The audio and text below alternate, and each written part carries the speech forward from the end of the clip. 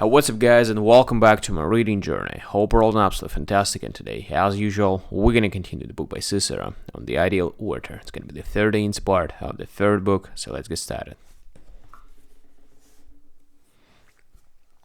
The first two qualities of style: correct Latin, special pronunciation, and clarity.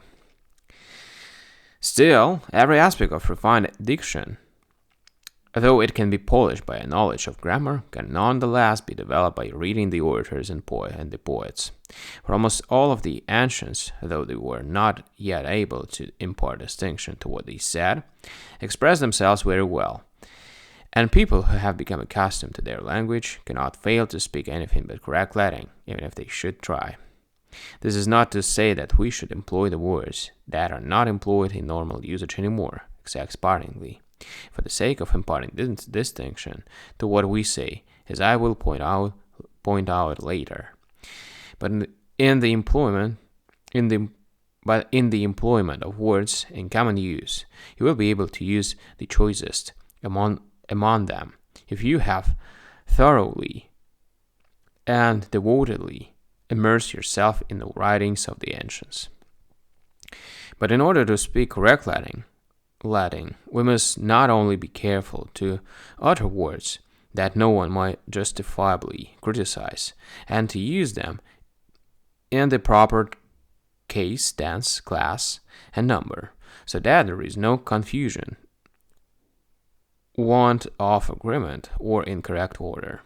But we must also control our tongue, our breath, and the actual sound of our voice. I don't like letters to be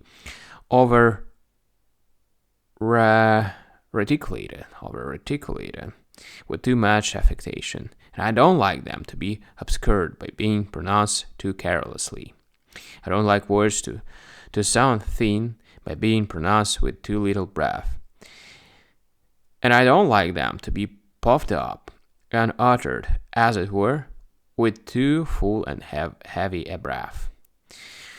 As to the voice, I'm not yet speaking about the points that fall under the category of delivery, but about what, as it seems to me, is somehow connected with the normal use of language. There are, of course, certain faults that everyone wants to avoid: a voice that is soft or effeminate, or unmusically harsh, so to speak, and discordant. But there is also a fault that is cultivated eventually by some people. Alright, guys, that was a quick part, and we're going to continue tomorrow next one. Thank you for joining me today in this reading session. See you tomorrow. Bye.